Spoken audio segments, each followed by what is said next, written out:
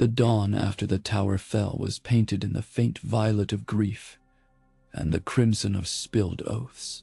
Arthur Dayne tasted copper on his tongue before he tasted the wind, and for a long moment he allowed himself to believe that the Tower of Joy would be the last thing he ever saw. But death passed him by, indifferent, and left him awake beneath cascading stones and dust. His lungs stung with smoke and the perfumes of crushed desert blooms, and in the ringing hush that followed the clash of blades, he understood only one thing. The realm no longer bore a place for the man he had been.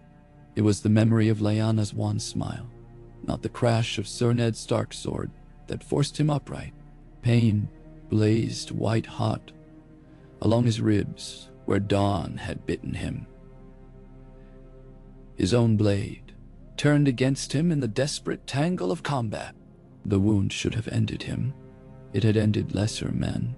Yet somewhere in the marrow of his bones, Arthur cherished a stubborn promise made on childhood battlements in Starfall: to protect, to stand, to serve. Such promises sometimes cheat death itself. He crawled first, every movement a negotiation between pain and purpose, dragging himself from beneath the broken rampart until starlight kissed his brow. There he lay, breathing ragged, gazing at the sprawl of the red mountains as though he beheld them for the first time. No banners snapped upon the breeze. No heralds dared proclaim victory. Only the sand whispered, carrying with it a dozen rumors yet unborn.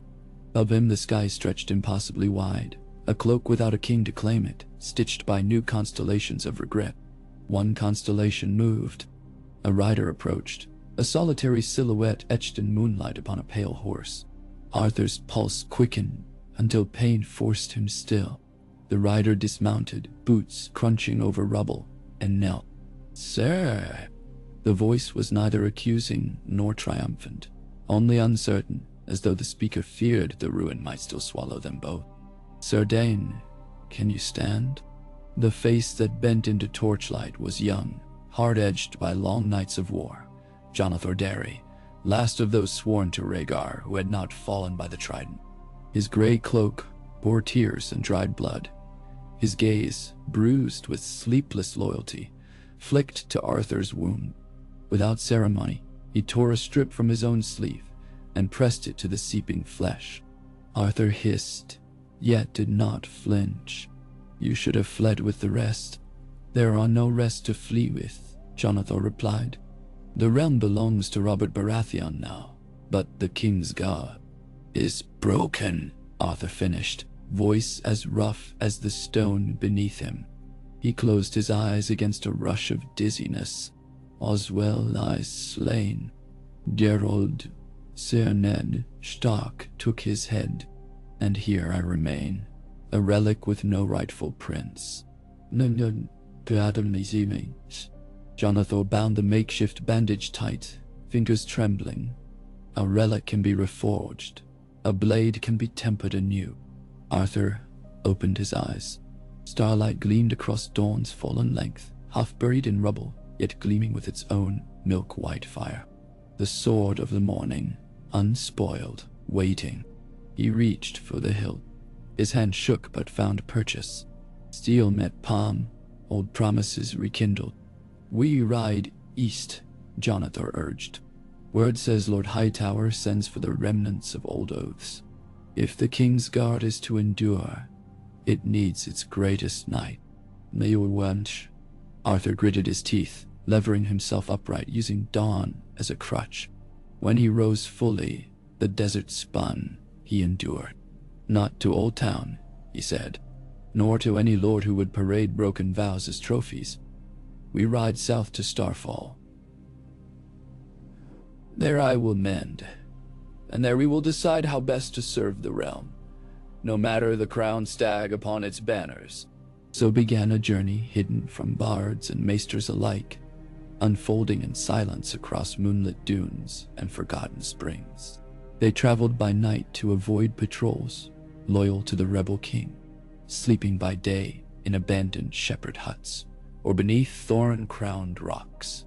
At a nameless oasis, Arthur carved a narrow branch into a proper walking staff, refusing to lean too long upon dawn, lest the ancient sword dull its edge with pity. On the 10th day, fever seized him. It crept first along the edges of his wounded ribs, blooming through muscle and bone until even his dreams burned. Jonathan became nurse and sentinel, coaxing water past cracked lips, whispering tales of futures that might yet be forged. In delirium, Arthur recalled his sister's laughter ringing through Starfall's halls, the hush of the White Sword Tower, the weight of Rhaegar's trust. One single image sustained him, a new Kingsguard rising from the dust of rebellion, untainted by politics or fear. He awoke to the hush of gulls and the perfume of the sea. Starfall's pale towers loomed above an azure inlet, and a salty wind cooled his fevered damp brow. Ashara Dayne met them at the gate, violet eyes shining with relief and sorrow in equal measure. She pressed a hand to her brother's cheek, as though unsure he was real, then guided him within.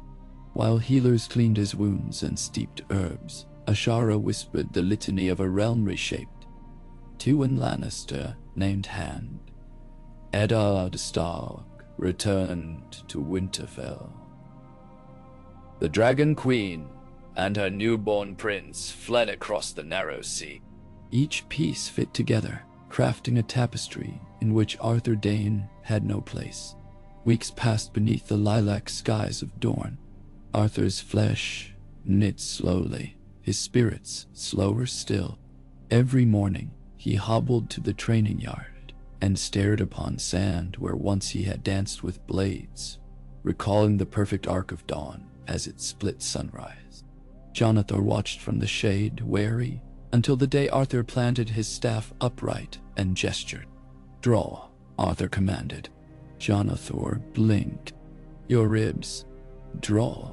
They fought until the sun crowned the sky, wood against steel, sweat stinging eyes, lungs heaving. Pain flared. Arthur answered with precision. Muscles remembered what honor might forget. When at last Jonathan yielded, Arthur lowered his practiced sword and felt something akin to life ripple beneath the scar.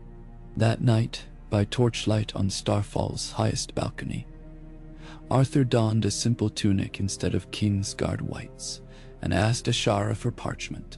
He wrote slow, mindful strokes until moonset.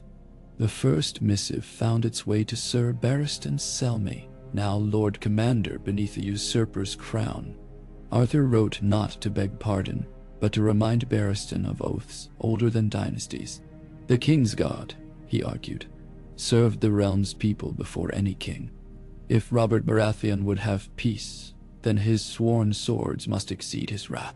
Arthur invited Barristan to recall the days when strength bent to mercy.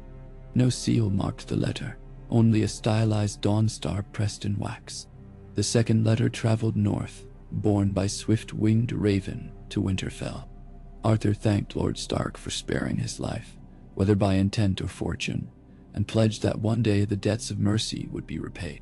He neither demanded nor pleaded, only offered the promise of a sword unswayed by politics. Many weeks later, beneath the indigo hush preceding dawn, hoofs thundered across Starfall's drawbridge. A single rider arrived in Baratheon black and gold. When Ashara ushered him inside, Arthur recognized the square jaw and stern brow of Sir Barristan, though the older knight's eyes carried a shadow of uncertain purpose. They embraced with the wariness of men who had shared triumph and tragedy, then stood before a brazier's glow and spoke until the coals dwindled to ash. Barristan spoke of Robert, a warrior king quick to laughter and quicker to fury. He feared the small council's scheming, the city's hunger, the rancor between houses not yet healed. Arthur, in turn, spoke of a vision, a Kingsguard, reborn not as figureheads but as true guardians, free to correct tyrants and shield innocents from the whims of power. "You speak of treason," Barristan murmured. "I speak of reform," Arthur countered. "Let the white cloaks shine again, not as symbols of conquest but of honor unbreakable." The war of the usurper has ended. Now the realm must survive its peace. Nari, Shrisun, Chi. They argued, dissected, breathed, and at dawn, as the first light kissed the river, Barristan laid a gauntleted hand upon Dawn. The older knight's shoulders eased. Very well. I will end counsel, though I remain sworn to the king. Forge your order in secret. When the time is right, perhaps the Iron Throne itself will listen. Thus Arthur's plan found shape. A training brotherhood formed quietly on Dorne's borders, composed of squires and hedge knights rescued from the ruin of war. They came in ones and twos, following whispers of a sword of the morning returned from the grave. Some bore scars of rebellion, others the guilt of surrendered swords. All sought redemption. Arthur greeted each personally, gauging mettle not by lineage, but resolve. In Starfall's lower courtyard he hoisted new banners, field of white with a rising star, under which drills commenced at sunrise and ended long after the moon climbed high. He taught footing in sand that shifted treacherously beneath boots, forcing balance born of instinct rather than sight. He taught listening, for an enemy's breathing, for the rustle of cloth before a strike, for the heartbeat that warns of fear. He taught patience, the most cunning blade of all. John Arthur became steward of supplies and keeper of records, his parchment-stained fingers dictating lineage of every recruit, forging alliances with Dornish princes who viewed this brotherhood as both curiosity and an asset. Shara, meanwhile, guided Arthur through corridors of Dornish politics, arranging secret audiences with Prince Doran Martell. Over cool dates and wine, they negotiated the survival of ideals older than dragons. Justice, courage, humility. The prince, weakened by gout, yet sharp of mind, agreed to lend silent support, provided Arthur's men swore first to Dorne's peace. Training weeks rolled into months. The recruits, no, the Dawn Brothers, as they named themselves, learned not simply to fight, but to restrain. The lesson most bitter came in the winter of that year, when raiders from the Broken Arm swept inland, chasing rumors of Dornish gold. The Dawn Brothers intercepted them under full moon. 20 men against 40. Swords rang, blood spilled. Yet Arthur commanded capture where possible. By sunrise, 15 raiders knelt in chains. 5 corpses cooled the sand. Arthur knelt beside those who lived and offered them water. Your hands took lives, he said quietly. Proof they can preserve them, and perhaps the realm will forget your crimes. 2 accepted apprenticeship that very morning. One of those would one day save a prince's life. Word of strange mercies spread faster than ravens. Small folk sang of white stars visible upon dawn's first light, a sign that justice still walked mortal roads. Lords grew curious. Some grew wary. In King's Landing, whispers reached Varys the Spider, who listened beneath the Red Keep's walls and reported to the small council. A ghost of Targaryen valor forging knights beyond the king's reach. Robert laughed at the tale, slamming a meaty fist upon the council table. Let this Dane swing his pretty sword at shadows, he bellowed. The realm is mine. No band of southern pups shall threaten it. But Queen Cersei's green eyes narrowed, seeing in rumors the flicker of unbound power. She urged her father that any order unbending to Lannister gold must be watched. Across the narrow sea, Viserys Targaryen, half-mad and wholly bitter, heard the same tales and believed salvation at hand. He sent envoys appealing to Arthur's old loyalties, promising dragons reborn. The envoys never reached Starfall.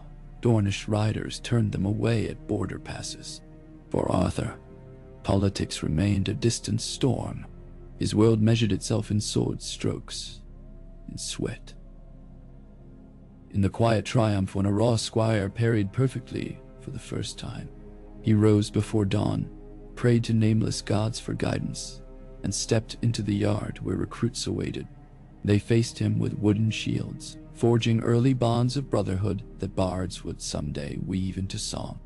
On certain nights, under lantern glow, Arthur told them of the true purpose of a knight, to stand between mercy and malice, not to seek glory, but to ensure that peasants might plant seed without fearing winter steel. One evening, as embers faded and young voices drifted into sleep, Arthur walked alone along Starfall's walls. Barristan Selmy had departed that morning, summoned by the king to ride in the great melee at King's Landing. He had left behind a single feather-white cloak, frayed at hem, a gift unnoticed until Arthur found it folded upon his cot. Arthur held the cloak against his chest now, feeling its weight, heavy with ideals, heavy with longing. He closed his eyes and remembered the White Sword Tower, the echo of armored footfalls, the hush of the white books turning pages. He pictured new pages waiting empty, lines aching for deeds yet unwritten. In his mind, a question kindled. Could these Dawn brothers ever wear white? Could the realm accept knights who bowed first to conscience? He had no clear answer, only a resolve tempered like star-forged steel. The true test came sooner than Arthur wished. Spring storms flooded the Greenblood, and famine foraged across the stormlands. Bandits multiplied as crops failed. Small folk poured across borders, seeking refuge in Dorne. Dornish lords welcomed them with measured hospitality. But one, Lord Edric Spotswood, saw opportunity in chaos. He began demanding tolls from refugees, then selling captives to Taroshi slavers under cover of night. When rumors reached Starfall, Arthur gathered 20 Dawn brothers. They rode through rain-lashed canyons to Spotswood Keep, arriving beneath banners thrashing in storm wind. Arthur requested parley.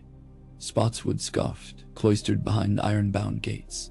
Yet one glimpse of dawn's pale edge, and fear cracked the Lord's arrogance.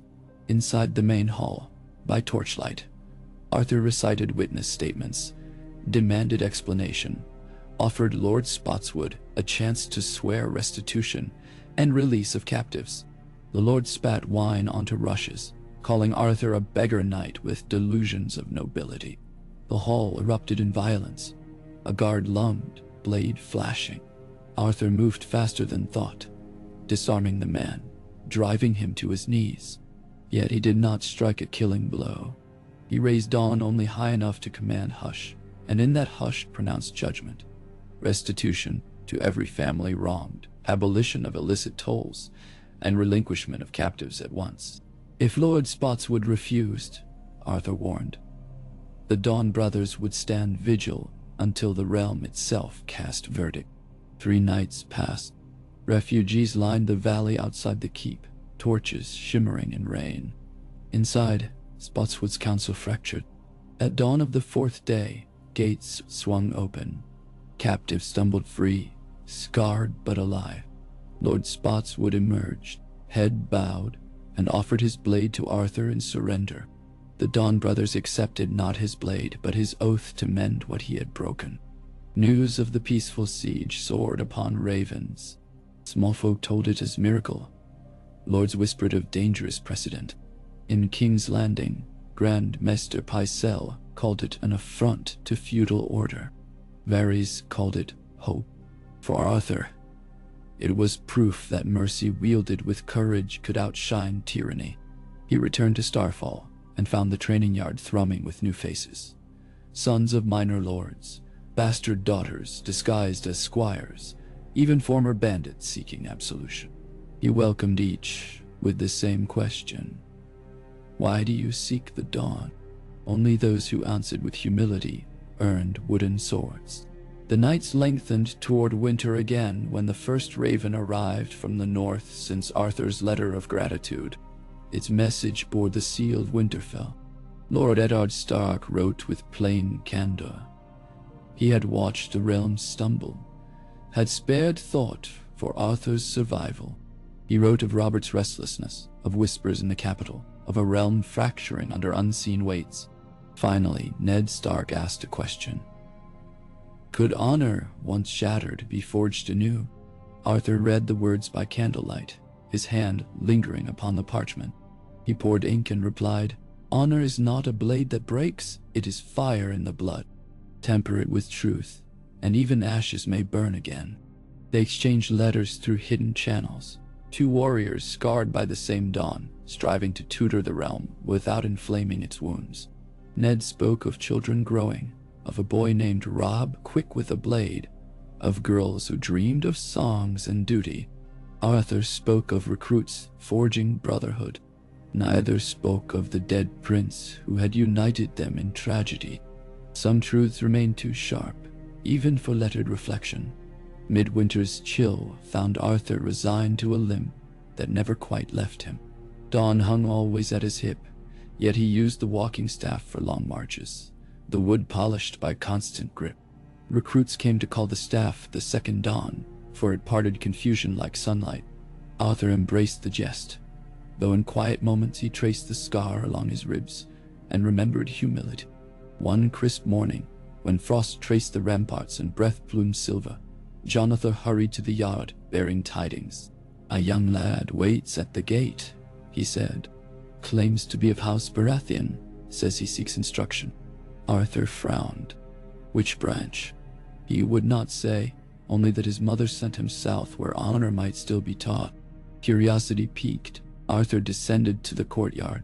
There, astride a shaggy garron, waited a youth scarcely 15, broad of shoulder, black of hair, with the hawkish nose of the Stormlands and eyes startlingly earnest. He dismounted, bowed unpolished yet sincere, and declared, "My name is Gendry.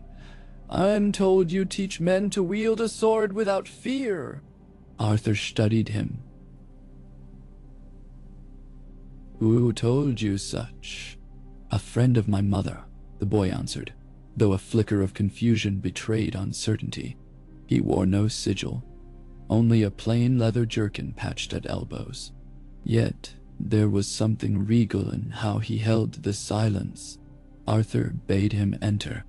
From that day Gendry trained among the Dawn brothers, hammering steel by day in the smithy and clashing wooden blades by night.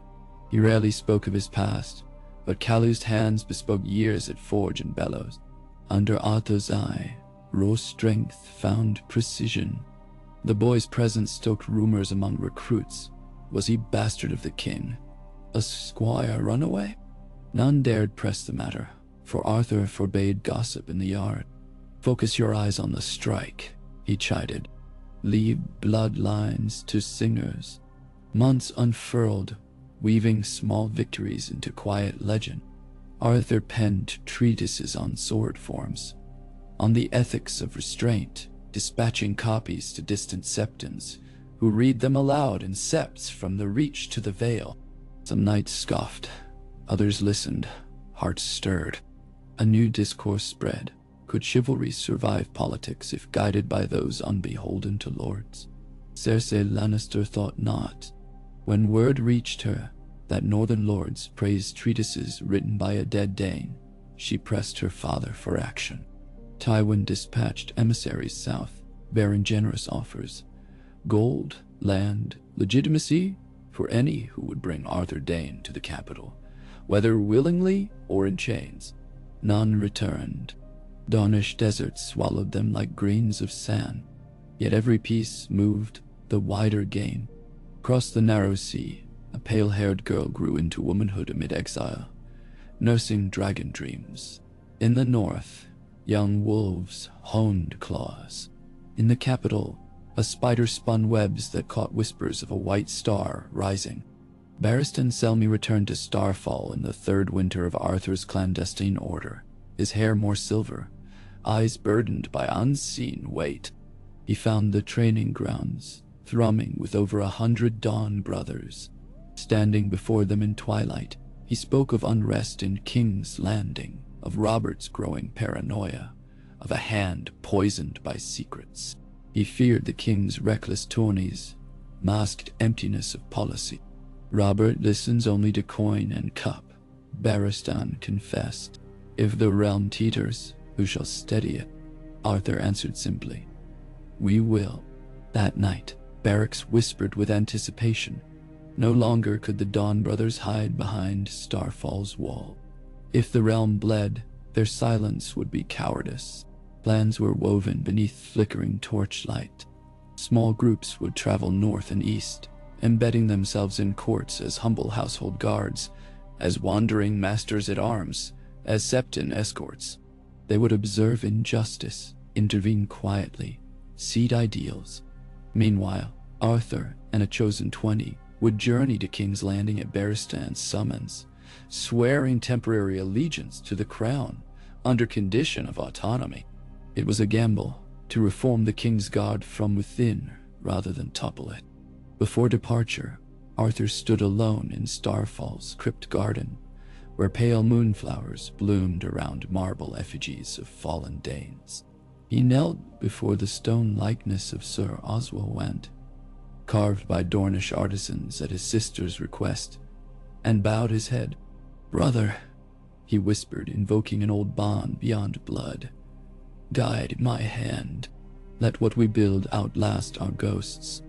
Nali. When he rose, dawn tinted the horizon.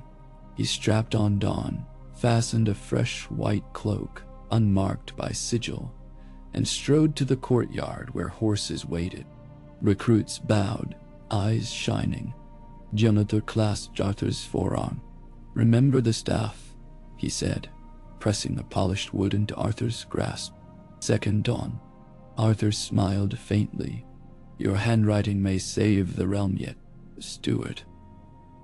Guard Starfall. The company rode north, crossing the sandy foothills into the Reach.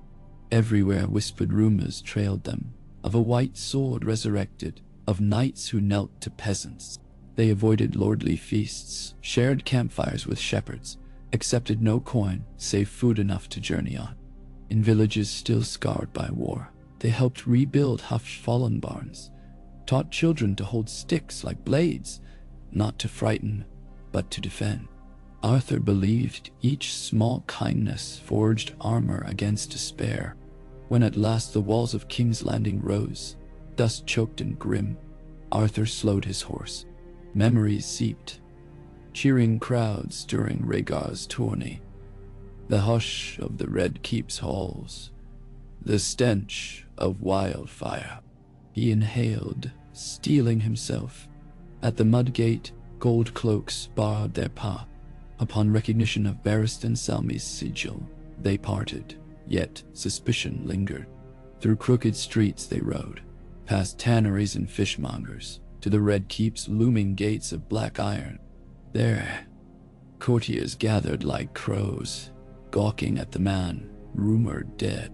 Arthur ignored whispers, focusing on marble steps beneath his boots. Inside the throne room, Robert Baratheon lounged upon the Iron Throne, a stained goblet in hand.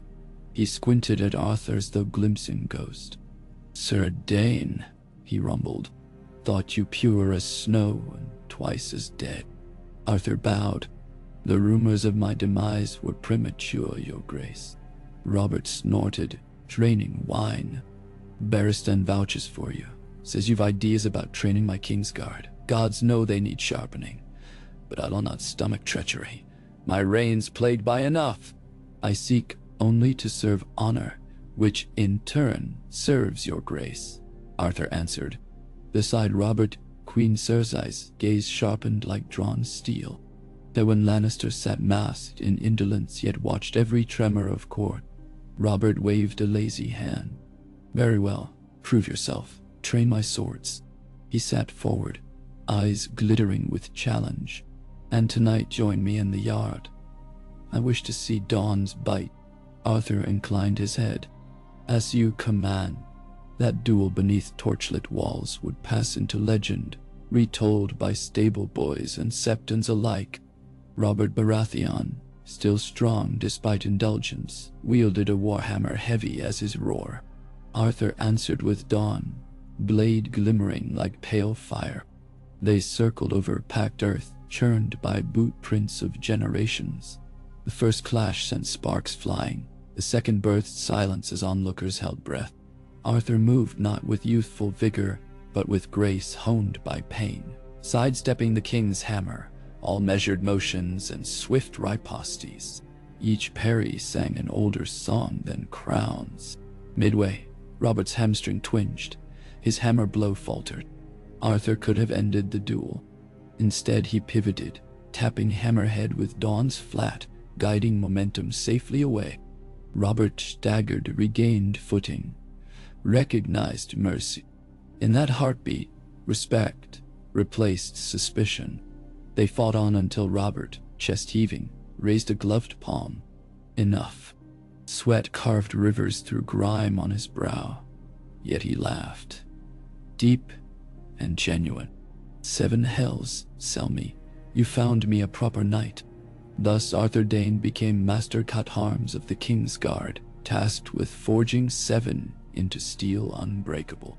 Jaime Lannister, golden and proud, met him in the training yard with half smirk, half interest.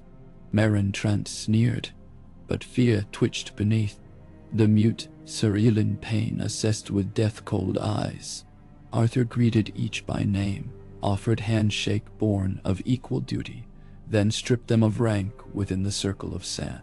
Here, he said, we are all squires again. Shed titles.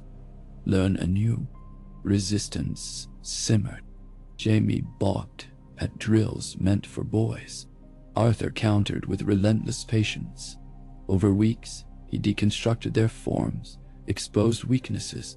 Against Jaime he taught humility, pairing the Kingslayer with lowborn squire Podrick Payne until pride melted into camaraderie. Against Meryn he taught defense, forbidding lazy brutality, forcing him to guard, not bludgeon. Even the silent headsman Ilyn found himself practicing gentle disarms, meant to spare life. Beyond skill, Arthur drilled ethics. Every dawn he made the 7 stand before the white book, not to read but to write. Each recorded acts of protection from the previous day. No matter how small, a cup poured for frightened child, a quarrel calmed among merchants. Within months, the pages bloomed with deeds unbecoming of bards yet vital to trust. Court grew restless at nights, who no longer swaggered through brothels or boasted in wine sinks. Cersei fumed that her sworn shields practiced restraint. Tywin watched, calculating. Varys smiled, fingers steepled. Meanwhile, Dawn brothers dispatched to distant seats sent coded missives. The Vale teetered under young Robert Arryn's frail health. The riverlands brimmed with tension as Lord Tully aged. Arthur read each, marking patterns. The realms slumbered, yet storms brewed beneath.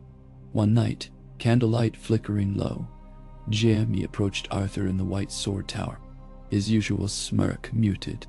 "Sir," he began, "once I thought honor a burden, but your lessons, I fear I may yet learn what it truly means, and that frightens me." Arthur closed the white book.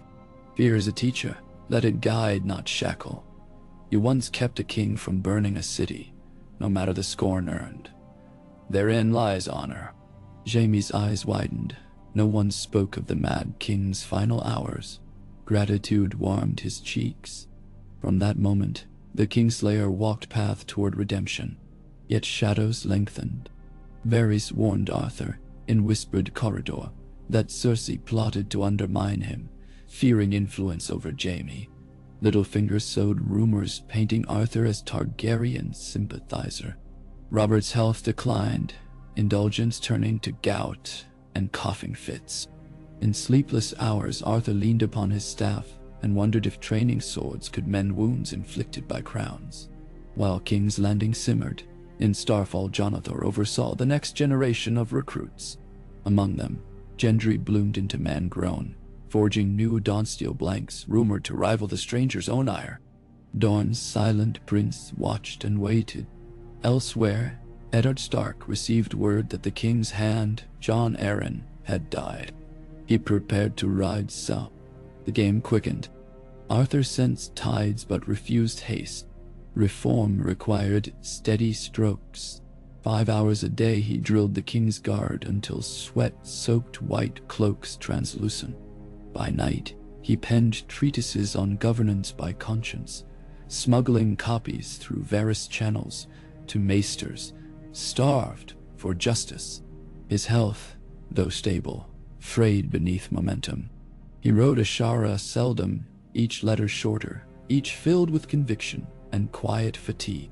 In the 4th year since his survival, Arthur convened a private council deep within the Red Keep's Godswood. A weathered septon, Barristan Selmy, Varys, and surprisingly, Lord Eddard Stark, newly arrived as hand. Beneath weeping willows they spoke of rot, of the need to shield Robert from those who guided his cups and quills. Ned proposed purging corruption by law. Varys favored subtle pruning. Arthur suggested a third path, train not only knights, but also pages of the king's household in virtue, planting seeds within the very children who would grow to wield quills and purses. The council deemed it madly optimistic, yet Arthur argued patience outlives malice. They parted uneasy, yet hopeful. Ned Stark returned to his duties, Very to his whispers, Barristan to the king's side. Arthur lingered beneath the heart tree, pressing palm against carved face, letting the old gods witness his vow to guard a realm that did not yet know him. In distant Harrenhal, Tywin Lannister brooded upon reports of Kingsguard discipline interfering with his son's ambitions. He summoned Cersei by Raven, commanding that she rein Jaime from Arthur's influence. Meanwhile, Renly Baratheon watched Arthur with admiration, envisioning a kingdom of chivalry and pageantry under his own crown someday. Stannis, resolute, mistrusted reforms not rooted in statute. Factions swirled around a single knight like storm clouds about a mountain peak. Arthur felt the pressure yet remained steadfast. He found allies among unexpected quarters. Brienne of Tarth, newly come to court, humbly requested tutelage. Arthur welcomed her, recognizing in her earnest eyes the same fire that once drove him from rubble. He trained her beside princes, teaching not finesse of silk, but the iron of self-belief. Brienne's progress inspired whispers that perhaps any soul, noble or common, might dawn white if heart proved true. One moonless night, gongs shattered slumber. A blaze erupted in Flea Bottom, an entire street aflame. Kingsguard and gold cloaks scrambled. Amid chaos, Arthur led Jaime, Barristan, and Meryn into smoke-choked alleys, hauling children from collapsing lofts, forming bucket lines, knocking down burning doors. Dawn glimmered through cinders as Arthur hacked fallen beams, saving a mother and infant moments before roof collapsed. Meryn Trent, face black with soot, wept as he passed the child to its brother. At dawn's blush, city folk gathered, cheering unfamiliar names. Sir Dayne, Sir Jaime the Just. Spontaneous reverence bloomed, and within it seeds of fear among those who governed by dread. In council that evening, Cersei scorned the spectacle. Robert, however, lauded his knights, raising goblet. Every lord fought fire like you, Sir Dayne. We'd need fewer swords the next war.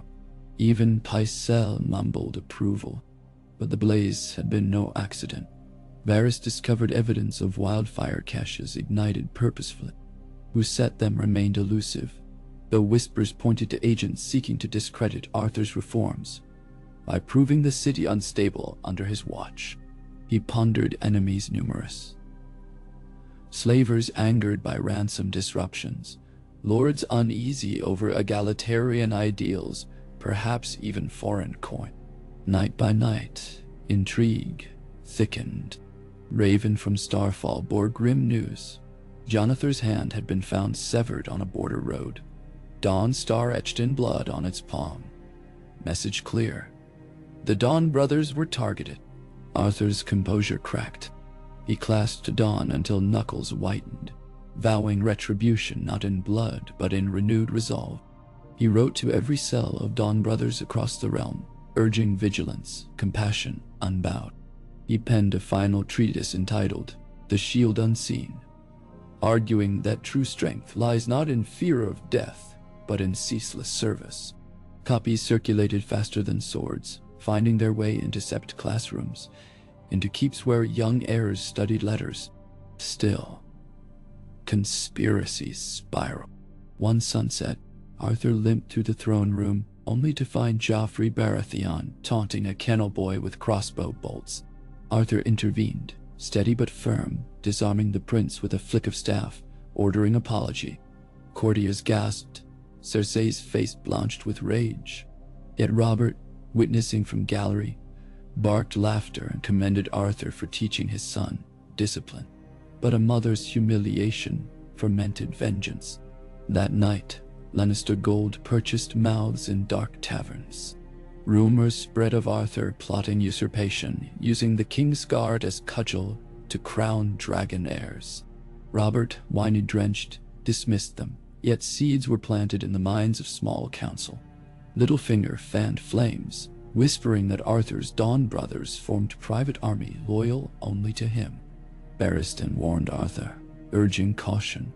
Ned Stark, now drowning in secrets of bastardy, leaned on Arthur's counsel. In hidden chamber, they spoke of bloodline truths, of children not Robert's but lion-born. Arthur cautioned that revelation without plan would spark war. But Ned's honor demanded action. Even as winter kissed the realm, Arthur sensed hours dwindling before storms break. He intensified Kingsguard training, forging among them solidarity beyond house. He drafted code of conduct written in common tongue, to be read in city squares. Knowledge, he thought, weapon for the masses. On the eve of spring, Robert rode for a boar hunt. Arthur requested leave to accompany, but was denied by Cersei's sly intercession. Barristan went instead. Arthur returned to the White Sword Tower, unease gnawing. Days later, Robert lay dying, boar's tusk wound festering. As court descended into panic, Arthur stood sentinel beside the king's bed, silent witness to final breath. Robert's mumbled regrets lingered in torch smoke. Guard them, my people. The realm teetered. Ned Stark moved to install Stannis as rightful heir. Cersei struck first, seizing Joffrey's claim. Gold cloaks turned traitor. In the chaos, Arthur led Jaime and Barristan to shield Ned at the Sept, but treachery outran them. Ned was captured, his men slain. Blood pooled upon marble floors, mixing with candle wax and shattered histories. Arthur faced Cersei in the throne room, Jaime torn between twin loyalties. The queen, crown glinting, accused Arthur of sedition. He answered not to her but to the realm, citing oaths older than her father's coffers. Yet raw power spoke louder. Lannister guards closed in, swords drawn. Arthur might have fought. Dawn flashed free, white flame eager. But he remembered his teachings. A knight saves the innocent first. He raised voice. Let hostages leave unharmed, and I will submit to trial. Cersei's lips curled. You will kneel because lions have no need of stars. Yet as guards advanced, Jaime interposed, golden sword blocking their path. His gaze pleaded with Arthur, do not fall. Barristan joined him, white cloak billowing. Two Kingsguard against their own queen. Tension cracked like ice. Arthur's voice lowered, intended for Jaime alone. Protect the children, he urged. All children. Then, with calm born of desert dawn, Arthur reversed dawn and sank its tip into stone, kneeling before the Iron Throne. Silence rippled. Cersei, unsettled by surrender, ordered imprisonment in the black cells. Thus the Dawn brother became captive, yet his ideals strode free. Streets already hummed with tales of knights who defied queens, of sparks ready to kindle revolt. In dim cell, Arthur waited, tracing memories across the scar that bound him to humility. He believed, still, in patience. Beyond bars, Gendry, bastard prince turned smith, labored at Starfall, forging a blade of dawn steel destined to crack chains. Brienne trained recruits in Storm's End, carrying Arthur's code. Jaime, wrestling conscience, plotted release of Ned's daughters. The realm trembled between fear and hope, and Arthur Dayne, serene amidst shadow, closed his eyes and listened to distant footsteps of history, knowing dawn comes not because night yields, but because light insists. Arthur Dayne had always understood darkness as a shifting element, never absence but pressure. The weight of earth when a tomb door closes, the hush of an eclipsed sunrise, the hush that follows the parting gasp of a man who does not yet know he is dying. The black cells beneath the Red Keep were another breed of darkness, alive with dripping mortar and the skitter of rats fattened on neglect. Here the air tasted of iron and old secrets clotted into the stone. Moisture gathered like grief upon the ceiling and slipped down to dimple stagnant puddles on the straw-strewn floor. He had known dungeons before, Terrosia oubliettes and Dornish sand pits where heat alone was the jailer. But Kingmaker's tunnels were built to steal meaning from a man long before stealing his life. He marked time by the throbbing in his leg where winter damp coiled around scar tissue, by the hourly scratchings of some distant turn key, by the slow extinction of the single tallow candle allotted each evening. The jailers had taken Dawn, the staff, even his belt. They left only the white cloak, filthy now, ragged, because a queen wished to watch it stain. Yet they could not strip him of habit. Each dawn, when a faint lavender seeped through the drain shaft high above, he closed his eyes and recited the meditation taught to every dawn brother. Count 7 breaths for the 7, then 1 breath for the realm entire, then hold the 8th and listen for the heartbeat of stone. In that stillness, he forged resolve like folded steel. On the 5th morning, by his count, though days blurred, rusted hinges shriek. A lantern bobbed into view, flaring light across a jailer's jowls. Behind him, footsteps too soft for guards.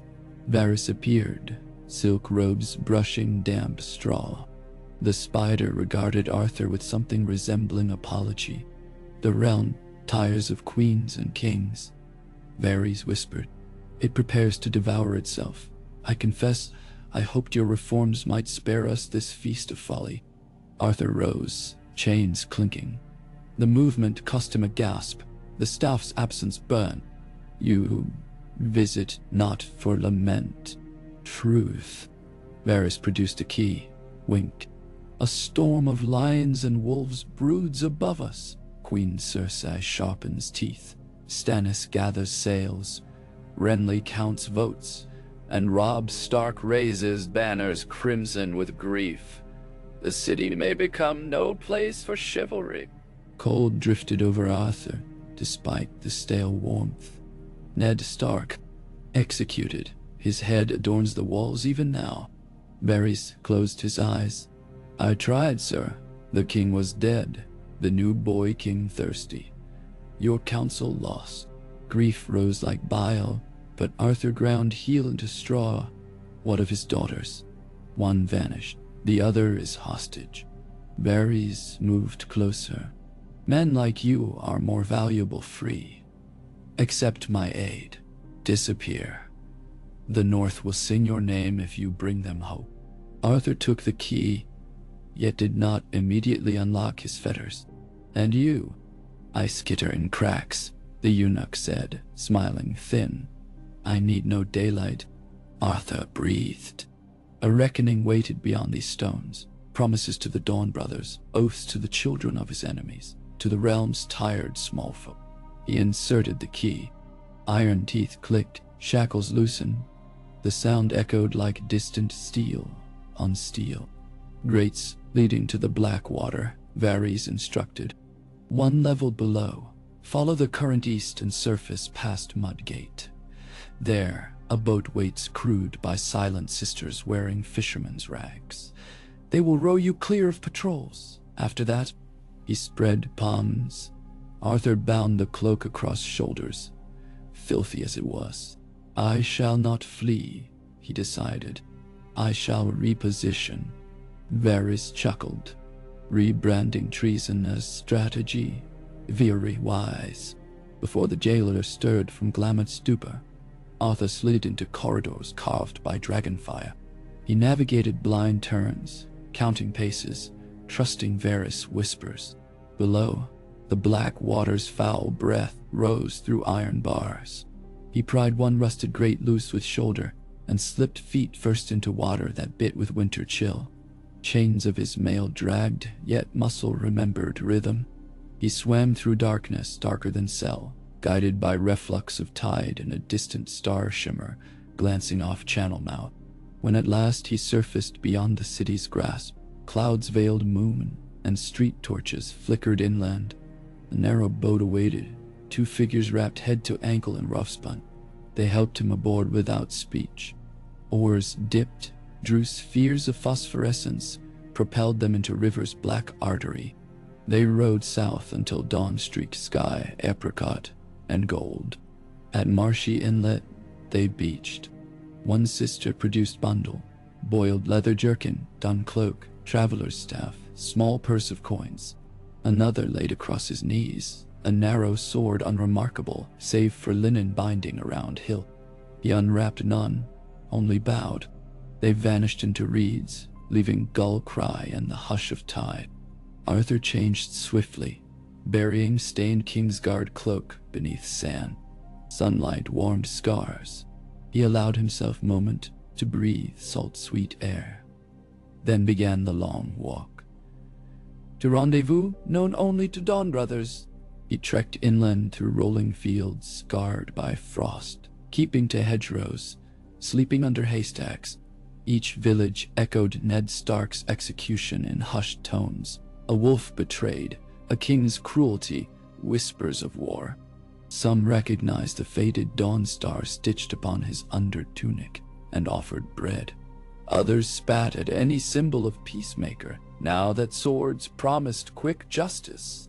He listened, absorbing tenor of realm. A mosaic shattered anew. 5 days' march delivered him to a tumble of limestone caves near the headwaters of the Wentwater. From brush emerged Gendry, broader now, dawn steel sword strapped across back. Behind him, 20 Dawn brothers in rough cloaks, relief warred with alarm on their faces. We feared rumors true, Gendry said, gripping Arthur's forearm with smith's chalices. Starfall received word only that you were taken. Arthur scanned them, women and men hardened by skirmishes, eyes bright. We move quickly. The realm fractures. We must thread needle of mercy through cloth of war. No, they sheltered that night within cave's embrace. Arthur shared fragments. Ned's death, cities rot, Varys warnings. He asked for tidings. Gendry relayed devastation in Riverlands, wolves on march. Brienne reported Renly, courting Reach support. A Dothraki horde rumored across the narrow sea. Flew 3 small dragons beside silver-haired queen. The world seemed ready for cleansing flame. Arthur listened, stroking linen-bound sword he had yet to unshroud. This blade, he said, is no dawn, but its task may prove sharper. An idea needs only steel enough to protect it long enough for roots to take. No, she or I. They debated long past midnight. Some argued to side with Robb Stark against tyranny. Others to secure Dragon Queen who might value chivalry. Arthur posited third course. Travel from battle to battle, not as soldiers, but healers of consequence. Rescuing small folk from armies' paths, upholding impartial justice. If we tie ourselves to a claimant, he reasoned, we inherit their sins. If we stand apart, we may model realm reborn. Consensus came slowly. War's allure sang. Yet Dawn brothers had been forged under Arthur's discipline. They conceded to serve common folk first. Scouts dispersed to gather news, Smiths prepared mobile forges. Scribes copied the shield unseen to distribute in villages. Arthur's body, though aching, thrummed with purpose. Still, memory of Dawn Pan. He asked Brienne and Gendry to accompany him on covert journey to Starfall to reclaim the legendary sword. Rumor placed it locked in the White Sword Tower. Trophy for new boy king. Taking it now would provoke open hostility. Better to forge new symbol from foundations none could claim. As they contemplated, messenger arrived. Parchment sealed with wolf's head. Jonathan's tidy script, proof he lived. He reported that Robb Stark marched south and sought meeting with any order sworn to justice. He invited Arthur to Riverrun to advise on chivalry in war. Jonathan subtly hinted danger. Bolton men distrusted Dawn Brother autonomy, and Karstarks clamored for vengeance without restraint. Arthur weighed risk. Riverrun offered chance to steer war's sharp edge toward mercy. He agreed. Under moonlit drizzle, a column of 30 Dawn Brothers rode north. Arthur at point, staff clicking against muddy ruts. They passed burned farms where charred cradle rocked still. They buried dead where carrion crows were. They left behind tokens, a loaf, a nailed parchment reading "You are not forgotten," inked with Dawnstar. Hope, Arthur believed, fed as much as bread. 3 weeks' ride delivered them to Riverrun's green banks where Stark banners mingled with Tully trout. War camps sprawled, smell of horses and smith fires strong. At gate, guards swapped wary glances until Jonathan emerged, left arm wrapped in fresh linen. Hand indeed lost. He embraced Arthur with one arm. "The wolves expect teeth," he said. "Offer them the sunrise." Inside the great hall, Robb Stark stood tall, though youth clung to jawline. Gray wind prowled at heel, hackles rising when Arthur approached. The young wolf appraised Dawn's absence, bowed his head. "My father spoke of you with respect. Had he seen your order, he might have believed peace still possible." Arthur inclined. "Your grace, I cannot offer swords for conquest, only shields for the innocent." Robb's blue eyes darkened. "Innocents scream under Lannister torches. March with me and you save them." Arthur glanced to Catelyn Stark beside her son, eyes red-rimmed yet steady. "We will treat wounded of any banner. We will escort refugees to safety. We will mediate surrender where possible. But we will not slaughter prisoners, nor burn harvest. Will your bannermen permit such?" Catelyn answered, voice taut. "Some will call mercy weakness. Then we shall demonstrate its strength." Arthur returned. Robb considered long, gray wind sniffing Dawn Brother scents. Finally he nodded. "So be it. You will accompany my van, acting as mediators after each field is taken. Prove your worth, and I will shield you from northern thirst for vengeance." Thus Dawn Brothers marched with wolves. At Oxcross their healers treated both Northmen and Westermen, earning tentative gratitude from captive Sir Adam Marbrand. At Ashemark they negotiated release of small folk hostages, trading captured Lannister knights sworn to lay down arms against civilians. Rumors of chivalry amid carnage spread, vexing Roose Bolton, who muttered of impractical idealists. Arthur shared tent with Jonathan and Gendry. Nights he trained recruits, honing Gendry's raw power into disciplined arcs. He penned nightly letters to Brienne, leading second group south, protecting refugees fleeing crown lands. He dreamed sometimes of tower rubble, of dawn's cold bite in ribs, waking to scent of wet canvas and wood smoke. Victory after victory bolstered Robb, yet each required dear coins of blood. Dawn Brothers dug mass graves, recited prayers for all. Some Northmen mocked, but others listened and wept. Arming peasants with hope rattled chains older than Iron Throne. Winter deepened early, snow flurries dusting camps. Robb dispatched envoys to Stormlands, urging alliance with King Renly. Arthur requested leave to accompany Catelyn to treat with Renly's court, sensing crossroads. Robb agreed, valuing counsel. Journey south proved swift. Riverland's roads cleared by Stark patrols. They reached Bitterbridge to find Renly's host, banners gleaming, emerald and gold. Tournament grounds shimmered with campfires and laughter.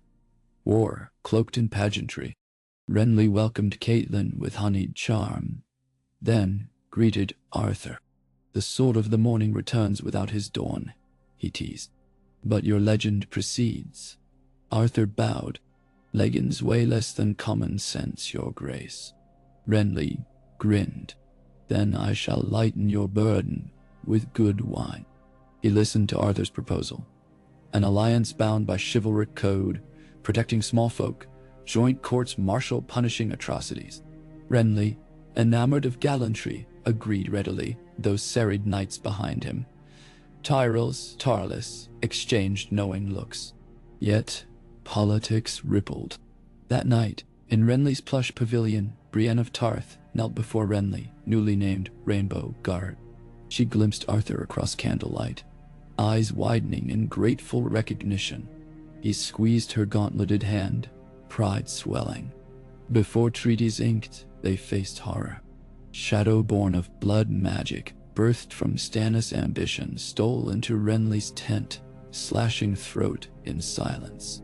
Arthur, on watch nearby, felt unnatural chill but arrived seconds too late. Brienne cradled Renly as life fled. Dawn brothers wrestled with formless darkness already melting. Panic erupted. Some blamed Brienne. Tyrell bannermen accused outsiders. Dawn brothers shielded her escape with Caitlin into Night Forest. They fled chaos, Renly's army fracturing. Along lonely track, Brienne wept silent tears, claiming fault.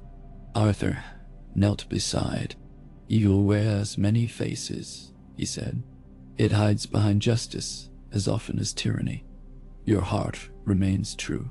They reached River Run under cloak of snow. Robb grieved alliances lost. War widened. Stannis besieged King's Landing. Lannisters scrabbled. Dragons hatched across sea. Arthur sensed moment approaching to unveil new sword. Gendry, under torchlit smithy, unwrapped his masterwork. Dawn steel alloyed with light traces of dragonglass, blade pale but veined with faint iridescence like frozen lightning. Cross guard simple, pommel crowned by tiny 8-pointed star. Arthur hefted it, weight perfectly balanced, hum thrumming through bones. "Name it," Gendry urged. Arthur gazed into forge glow. "Promise," he said, "for it reminds that oaths are blades we wield upon ourselves." He bore a promise to War Council, presenting to Robb and Greatjon. "I am ready," he declared, "to stand between vengeance and excess." Some scoffed until Arthur demonstrated edge, splitting mail links without sound. Robb commissioned Dawn brothers to accompany Edmure Tully, lighting beacons along Red Fork, ensuring villagers evacuated before battles. Promise blitzed not throats but shackles. Arthur cut prisoners free who'd been bound to burn with keeps, earning curses from Karstark men. Tensions escalated. Rickard Karstark demanded justice for his sons, executed by Lannisters. Arthur argued prisoner exchange might save hundreds. Stormed out, Karstark swore DAYNE would hang once war done. Bolton grew colder still. At campfires his flayed man banners cast flickering shadows like skinless wraiths. He studied Dawn brothers with academic intrigue one evening, eyes too calm. "Mercy," he told Arthur, "breeds insolence. Fear breeds obedience." Arthur replied softly, "Fear breeds rebellion." Bolton smiled thinly, parted. Autumn harvest lost, famine loomed. Armies foraged villages dry. Arthur's healers eked soup from nettles, shared with both small folk and gaunt soldiers. He began nightly lectures on crop rotation, storing root vegetables. Some mocked, yet infantry listened, grateful. Stannis' defeat at Blackwater reached them gloom-shrouded. Lannisters strong again. War seemed endless, realm bleeding slow. Arthur convened inner circle: Jonathor, Gendry, Brienne, and a quiet scholar named Master Tomard, who accompanied Dawn Brothers, recording every act. They plotted to expand network of safe havens, abandoned septs, caves, wayside barns stocked with grain. Chalk mark of dawn, star, signaled refuge. Promise would defend these lights, but darkness struck first. Bolton arranged midnight raid on Dawn Brother logistics wagons, claiming he sought traitors collaborating with enemy scouts. 10 Dawn Brothers slain, records burned. Jonathor's lone hand already gone, now an arrow pierced his lung. He died upon frosted grass, whispering to Arthur, "Hold the morning." Arthur buried him beneath weeping willow along Red Fork, carving words into trunk. A brother until the dawn. Grief hardened resolve to star-forged iron. He confronted Bolton before Robb's war council, exposing fabricate charges. Bolton deflected with silken tone. Robb mediated, concluding misunderstanding, yet promised restitution. Bolton's eyes glittered. Arthur recognized battle shifting from blades to whispers. Dawn Brothers needed sanctuary beyond politics, Starfall not enough. He dispatched Brienne south to treat with Prince Doran Martell anew, proposed neutral enclave for war refugees.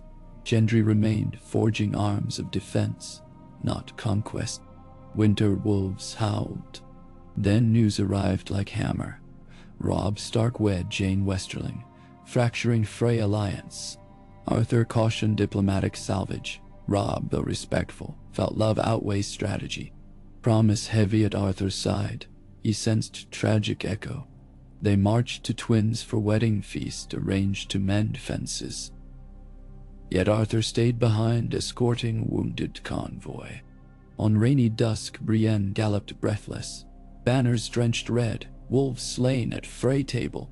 Robb, Caitlin, many Dawn Brothers among retinue. Dead. Arthur's chest knotted. He sank to knees in mud, rain washing tears down dust-grimed cheeks. Bolton, implicated. War shattered into shards, sharper than swords. North bled leaderless. Dawn Brothers became prey for every faction blaming idealism.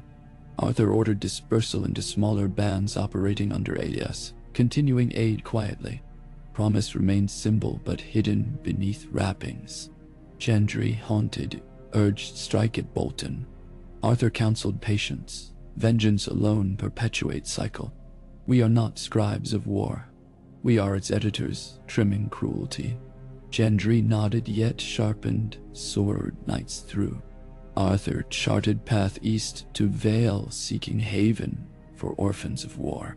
He escorted 24 children along mountain passes, fending off hill tribes with staff and promise.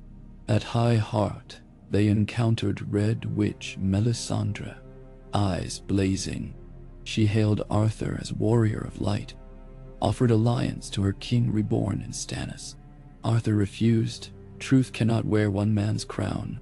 She prophesied wings of shadow will test his dawn. He left her muttering flames. In the Eyrie, Lady Lysa Arryn paranoid, yet her young son marveled at Arthur's stories.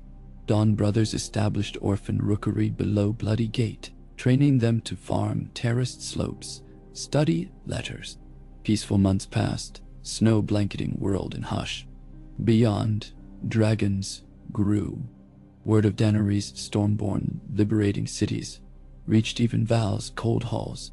Freedmen carried banners of broken chains. Arthur pondered. A queen forging mercy with flame may yet heed code of promise. He dispatched emissaries across narrow sea, a freed healer, Lila, and scribe, Tomard, to observe. They sailed under merchant guise, carrying copy of Shield Unseen and small Dawn Star pin as gift. While they voyaged, Westeros combusted anew. Joffrey poisoned, Tyrion accused. Ironborn raids intensified. Roose Bolton, crowned Warden of North, under Lannisters. Arthur realized North Smallfolk would suffer under flayed banners. He led a clandestine expedition of 50 Dawn brothers through neck swamps, meeting Mira Reed's Cranagmen, guiding refugees south.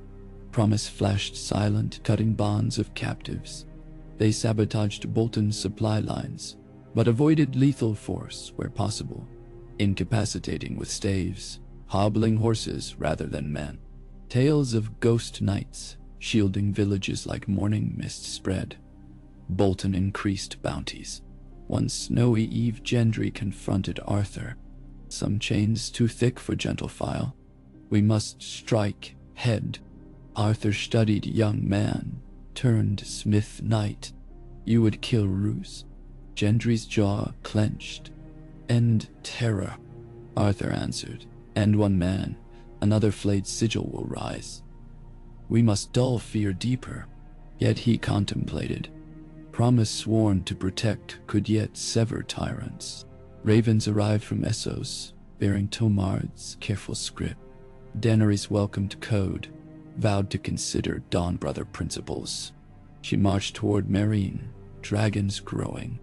She wrote personally, "If ever I cross sea, I will need knights of conscience." Arthur read letter thrice. He convened a council. War of 5 kings decaying, common folk hope-starved. Maybe new dawn across sea. Yet Westeros might resist dragons with wildfire. Dawn brothers could mediate only if trusted by all sides. Arthur proposed audacious plan. Gather conclave of maesters, septons, northern shamans, Dothraki Dosh Kalon. Forge charter of basic rights transcending thrones. Present to any claimant as prerequisite for allegiance. Delegates met secretly in ruins of Maidenpool, once burned by war, then abandoned. Arthur arrived staff in hand, promise at side. There Brienne returned from Dorne with Princess Arianne's covert support, delivered Doran's seal backing humanitarian accord. A maester named Marwyn advocated knowledge free from citadel chains. A Sisterton Septa spoke for faith militants' hunger for justice. A Winter Isle spearwife represented free folk behind broken wall. Even a Lassine envoy for Cell captains attended, smelling profit and stability. For fortnight they debated definitions of mercy, punishment, property, faith. Arthur mediated tirelessly, quiet voice smoothing temper. At dawn of 15th day, they signed parchment beneath weeping skies, the Covenant of the Dawn. It proclaimed no child may be collateral, no prisoner tortured, no harvest raised. Signatories pledged to enforce by refusing service to lords who broke. They sealed with droplets of blood each offered freely, symbolizing sacrifice without violence. Copies dispersed via Raven networks. Reaction swift. Lannisters decried sedition. Bolton scoffed. Ironborn laughed. Yet, small folk in thousands inked thumbprints on local versions, raising Dawnstar banners in village squares. Farmers formed militias not to fight armies, but to protect storehouses. Priests preached covenant from pulpits, calling promise of dawn Dayne's gift. Cersei Lannister, now Queen Regent, declared Arthur Dayne outlaw. Price on his head equal to lordly ransom. She dispatched Sir Robert Strong, a silent giant, rumored animated corpse, to hunt Dawn brothers. In Riverland's charnel fields, Dawn brother patrols vanished, armor crushed as though by monstrous fist. Fear rippled. Arthur realized new darkness, magic of necromancy twisting chivalry. He tracked Strong's path to ruins of Harrenhal, where Qyburn's forsaken laboratories belched fetid smoke. Night, they infiltrated castle. Gendry, hammer ready, Brienne determined. They found cages of dying prisoners, limbs hacked. Arthur's stomach churned. Bolton's cruelty wed Qyburn's signs. In central forge hall, Strong awaited, gleaming golden armor stitched to corpse-pale flesh. Fight erupted. Brienne battered aside, Gendry's hammer denting breastplate. Strong shrugged blows, like rain. Arthur drew promise. Blade shimmered, vein light flickering. He parried titanic sword, shock-jarring bones. Each clash echoed tower collapse of memory. Strong swung overhead. Arthur sidestepped, slicing tendon behind knee. Flesh smoked where promise drew line. Quiburn shrieked from balcony. Arthur exploited opening, carving luminous X across breastplate. The creature staggered, yet kept coming. Rien tackled strong, shield driving him into smelters. Flames roared. Gendry hauled chain lever, dumping molten slag. The room filled with scream not human. Then silence broken by bubbling metal. They freed prisoners, burned experiments, buried bodies. Dawn Brothers sang low dirge, while Arthur stared at promise blackened by slag, but unmarred. Harrenhal's fall ignited hope. Covenant's power grew. Cersei's wrath doubled. She planned wildfire caches under Flea Bottom to frame Dawn Brothers. Varys, ever Spider, smuggled warning. Arthur coordinated covert evacuation of thousands. Dawn Brothers disguised as street performers led families through forgotten tunnels hours before explosion where only empty houses burned, exposing plot. Small folk rose in riot, chanting Dawn Star. King's Landing teetered again. Cersei arrested Varys. He escaped. She demanded Jaime intercept Arthur. Yet Jaime, hardened by earlier lessons, refused. He slipped away. Winter deepened. Snowflakes drifted into Crownlands. Rare spectacle. Children delighting. Among them Dawn Brother healer named Sarah distributed hot broth. Promise strapped across back. She told children of Star that chases night. In palace, Cersei watched from balcony, wine slushing, face pale. Meanwhile, dragons neared Slaver's Bay conquest, Covenant copy pinned to Queen's war tent. Daenerys studied it nightly, quoting lines to advisors, "Power shall bend to mercy as steel bends to flame." She vowed if she crossed sea, Dawn Brothers at her side would illustrate rule. Arthur sensed inevitability. To shepherd transition, he must meet Dragon Queen, yet not abandon Westeros. He appointed Brienne commander of Western Celestial Wing of Dawn Brothers, Gendry master of Ford. He, with 8 chosen, including Maester, Spearwife, Healer, sailed from Gulltown aboard Braavosi Cog. Their voyage was not silent. Pirates attempted boarding. Promise flashed starlight on dark waves. They arrived at Meereen to find city of pyramids, under cloud of dragon smoke. Daenerys received them in throne room, adorned by shattered slave collars. She regarded Arthur with wonder, legend clad in patched cloak. He knelt. "Your Grace, I am guardian of covenant that binds blood to mercy. Will you honor it?" She descended steps, placed hand upon Promise's hilt. "I do." Dragons roosted above, shadows like living prophets. Weeks turned to planning. Daenerys intended council of Westerosi emissaries. Dawn Brothers would vouchsafe. Arthur drafted structure, representatives from each region, small folk seats, codified rights. She approved. They forged contracts with Braavos for grain to relieve Westeros famine once invasion commenced. Yet news traveled. White Walkers breached the wall, armies of dead marching. The realm shifted axis. Covenant seemed fragile before Ice Apocalypse. Arthur wrote to every Dawn Brother, "Ride north. Shield living." He boarded First Fleet of Unsullied bound for Blackwater, but redirected toward White Harbor. Upon landing, they found tents of Northmen allied with wildlings under King Jon Snow, newly proclaimed after slaying mutinous knights. "Watch, Lord." Jon welcomed Arthur's forces with cautious gratitude. They shared long night by fire, discussing duty. Jon confessed fears. "How do we model mercy toward corpses that walk?" Arthur replied, "By saving those whose hearts still beat." He pledged Dawn Brothers service to evacuation efforts. Battle of Winterfell loomed beneath devouring night sky. Dawn brothers manned trenches, escorted children to crypts, directed doctors. Promise glowed beneath Hearttree as Arthur recited prayer older than Andal's. When dead swarmed walls, he fought beside Brienne, blade burning frost-bitten flesh with sizzle. He saved Gendry when White Giant hurdled him, Gendry repaid by smashing Draugr ribs, protecting Arthur's blind side. Night Queen, Night King's lieutenant, rode undead wyvern dive charging walls. Arthur mounted horse, galloped through chaos to intercept. He faced her atop broken battlement.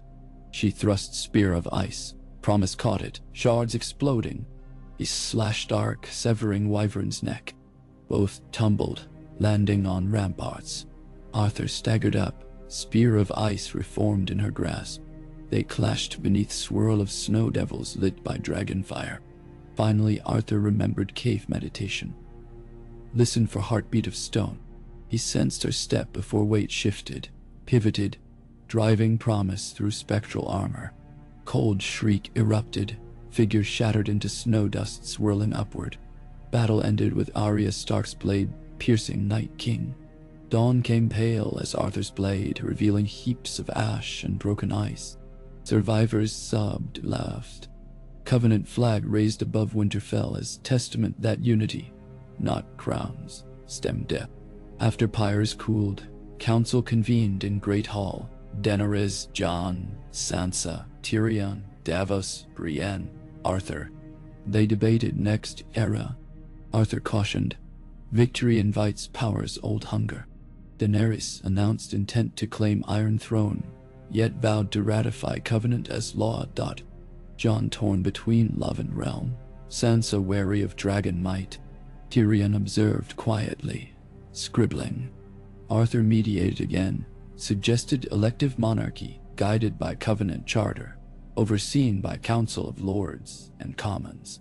Daenerys protested centuries of blood for birthright, yet promise across Arthur's lap gleamed reminder of higher oath. Talks stretched weeks. Meanwhile, Cersei fortified King's Landing with Scorpions, new Sellsword Legion. She captured dozens of Dawn Brothers cells within Crown lands. Executing on spikes, Arthur received scroll listing names. Pain fierce, war inevitable. Allied host advanced south. Unsullied north, Vale, Dorne, Riverlands. Dawn Brothers integrated as humanitarian corps, clearing towns ahead of March, ensuring food flows. Battle at Blackwaterfield saw Scorpions crack dragons from sky. One beast fell, but second burned fleet. Arthur led charge to secure wounded dragon, Promise slicing ropes as crews tried enslaving it. Sea lions encircled city. Tyrion smuggled Arthur into Red Keep via Forgotten Sept Tunnel. Arthur confronted Jaime once more, now commander of Lannister defenders. They clasped for arms, past differences blurred by shared need to save innocents from dragonfire. They plotted coup to open gates during Parley Day, preventing massacre. Yet Daenerys, atop Drogon, witnessed bells ring surrender, but observed Red Keep towers still adorned with scorpion racks. Memories of slights, betrayals, and road of corpses ignited fury. Firestorm cascaded. Arthur, within inner ward ushering civilians through tunnels, heard roar and felt heat as stone melted. He shepherded scores, but not all. Ashes rained like black snow.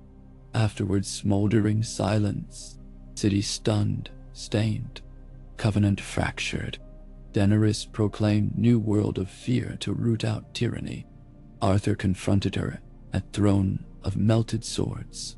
Fear cannot guard innocence, he pleaded. She argued mercy failed the weak. Only decisive force remains. She offered him seat at her side to temper rain. He refused, kneeling instead among charred bones of children. Dragon Queen condemned him traitor. He walked away unescorted. She hesitated, perhaps recalling Covenant. He left city, broken-hearted. Within day, Jon assassinated Daenerys, fulfilling cycle of tragic necessity. Drogon spared Jon, melted throne, bore body east. Council of Lords convened within Dragon Pit. They debated new rule. Sansa sought independent North, Yara independence for islands. Tyrion proposed Bran, Stark, memory of Realm. Yet Realm also remembered Covenant. Arthur, invited as moral compass, spoke. Choose leader who serves story of people, not of self. Bran accepted, vowing charter adoption. Lords ratified. Brienne recorded Arthur's deeds in White Book, newly rewritten. Kingsguard under Bran included Jaime, Podrick, Brienne herself as Lord Commander, and Arthur Dayne reinstated Sword of the Morning, bearing promise.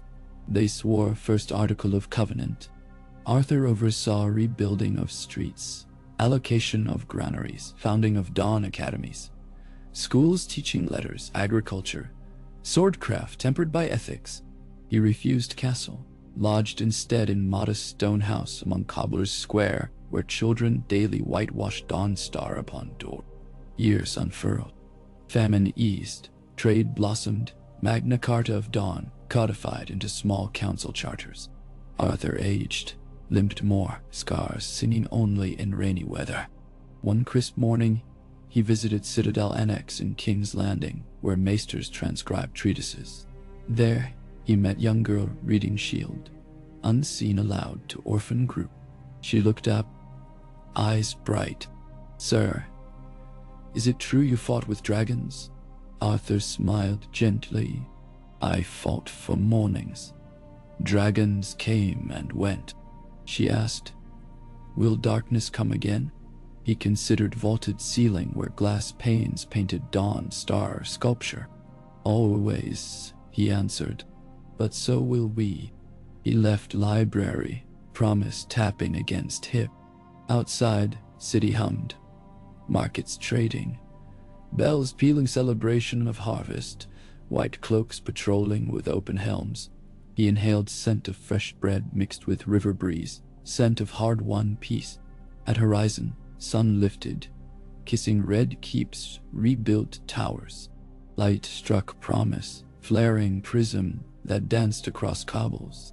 Arthur paused to watch play of color, heart steady. He touched blades flat, whispered silent vow once more. "Protect, stand, serve." Then he stepped into light, and it seemed for a moment that dawn itself followed in his wake. Wonon, shine, shashani, ah. The hush of autumn settled over King's Landing like a quilt of bronze light and chimney smoke, and Arthur Dayne felt the city breathe beneath his boots in ways he had never sensed when he wore the white of regal ceremony.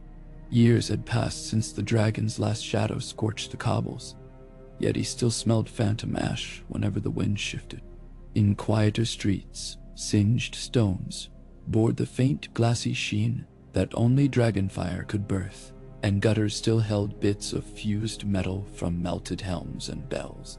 Rebuilding was a slow alchemy of mortar and memory, and Arthur, now well beyond the half-century mark, walked its lanes each dawn to test both. He favored the staff more than ever. The hidden break in his leg from Winterfell's hellish night never truly mended. Promise hung sheathed at his hip, pale as river foam against the earth-toned doublet he preferred over ceremonial whites. He greeted fishwives hauling baskets from Blackwater Landing, lamplighters stumbling home, and bakers whose ovens gave the pre-sunrise darkness a fragrant pulse of light. In every nod, he measured the pulse of a realm that wished to be ordinary at last. Yet the world rarely granted such wishes for long. On a frost-silver morning, just after the sky blushed peach, a breathless page from the newly rechartered City Watch found him in Breaker's Row beside the reopened orphan hospice. The boy's cheeks crinkled white where tears met cold. "Sir, you are wanted at the Red Keep. By order of the Master of Whisperers and the Lord Regent." Arthur thanked him, pressed half a honey cake into trembling hands, and limped across the river-fogged bridge to the Hill of Aegon. Even rebuilt, the keep's red cliffs and crenels remained austere, though artisans had softened its menace with flowering vines and slate-blue banners bearing the branched star of the Covenant. Guards at the gate pivoted spears in silent salute. Inside the solar, Bran the Broken sat robed in cushioned chair by the fire, pale eyes fixed on the open sky framed by arched windows. Beside him, steady as his shadow, stood Tyrion Lannister, quill behind ear. Across the hearth lounged Samwell Tarly, newly minted Grand Maester, with scrolls in both hands. The small council, once raucous, now met in murmurs. Arthur bowed, staff's ferrule ticking on tile. "Your Grace, Lord Regent, Maester." Bran's gaze tracked him with that distant timbre Arthur could never fathom. Half in the room, half elsewhere. "Sir Arthur," the young king said, voice calm as snow melt. "Do you recall the prayer for ships?" Arthur's brow furrowed. "An old sailor's verse, Your Grace. We recited it on Blackwater barges to calm children." Bran nodded. "It ends, 'Make safe my belly from wave and blade, that I may wake where morning fades.'" Tyrion interjected, resting elbows on his cane. "The morning may fade sooner than we'd hope." He thrust parchment toward Arthur. "Late, bearing a black sun on silver sails, lies off the stepstones. Reports claim 400 hulls. They do not trade, they do not hail, they gather." Arthur accepted scroll. The sigil described, black disc haloed in spines, meant little to him. He scanned the Raven's crabbed script, sightings from the Seni smugglers, captured sailors raving about priests who bled shadows into the sea.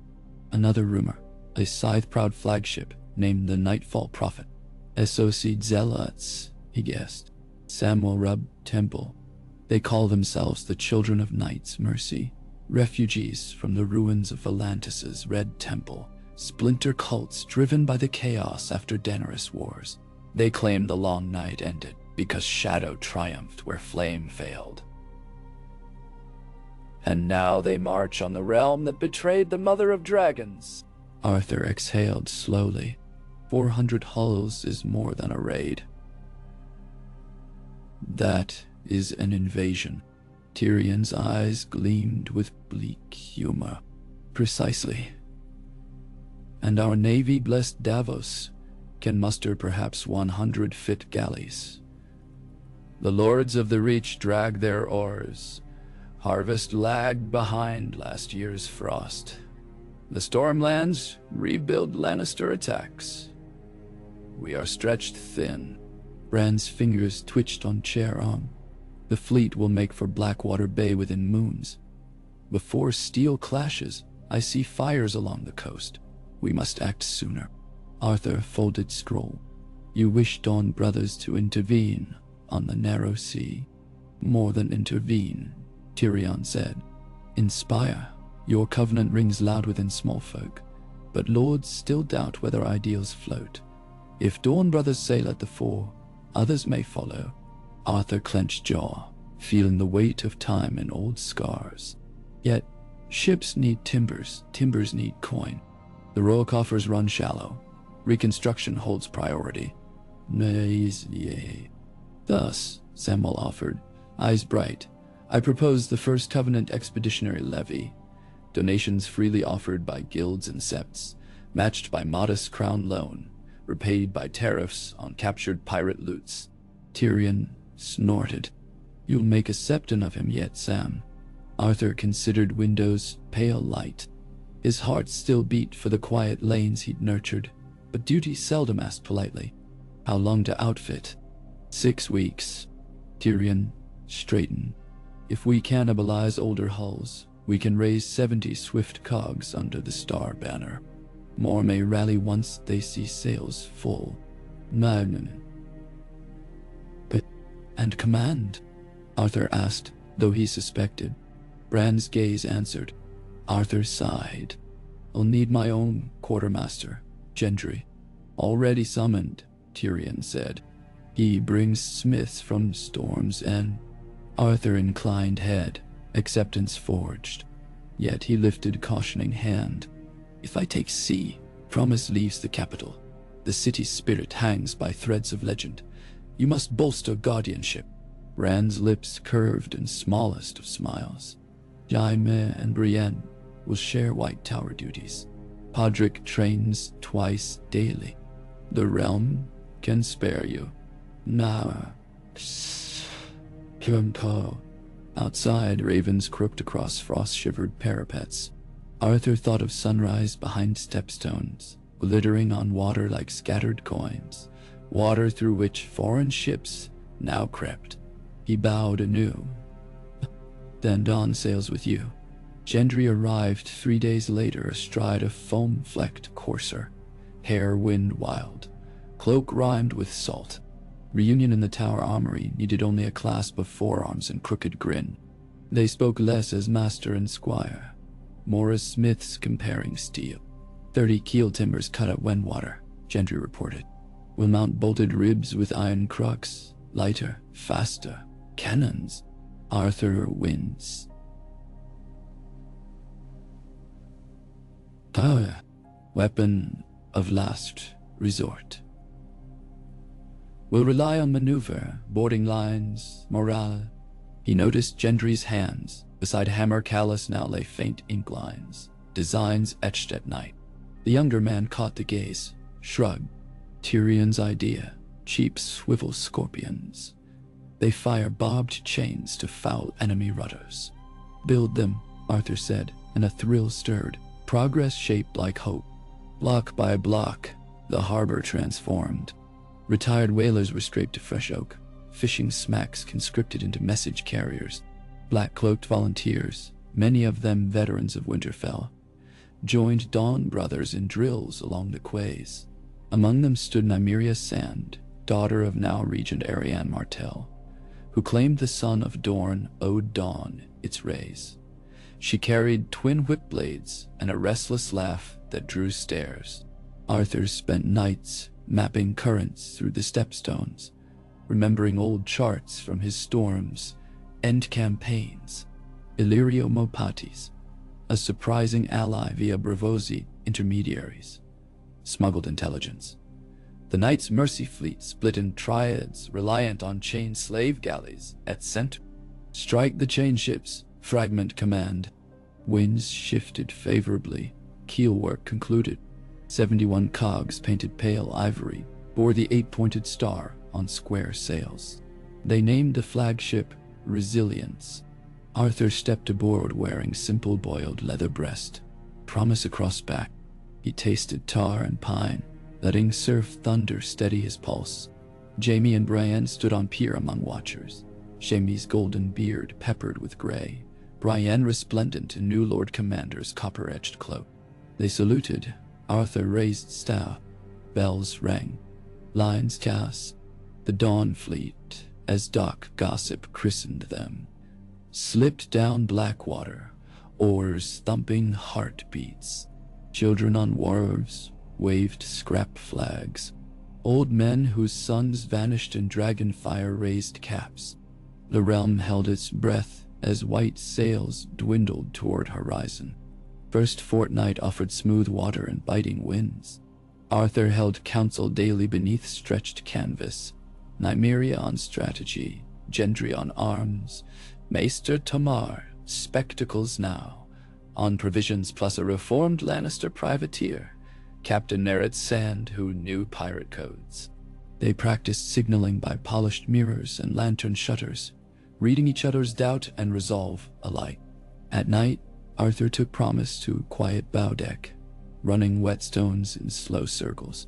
He recalled past nights, grit dunes outside Tower of Joy, blood-slick kennels of King's Landing, snow-drowned ramparts. He prayed to nameless gods that new blood would not dye these planks. On the 18th night, the fleets slowed off Cape Wrath. Lookouts reported wreckage, cracked masts like bone stumps, corpses bound to oar benches with rusted chain. Carved into hull, mercy awakens. Gulls shrieked. Arthur ordered hesitation. Nets cast for burial. Sailors murmured prayers. He studied corpse brands, stylized teardrop under eyelid, the cult's mark. They left none alive to speak. 2 mornings later, Scout Cog Whisper raced back.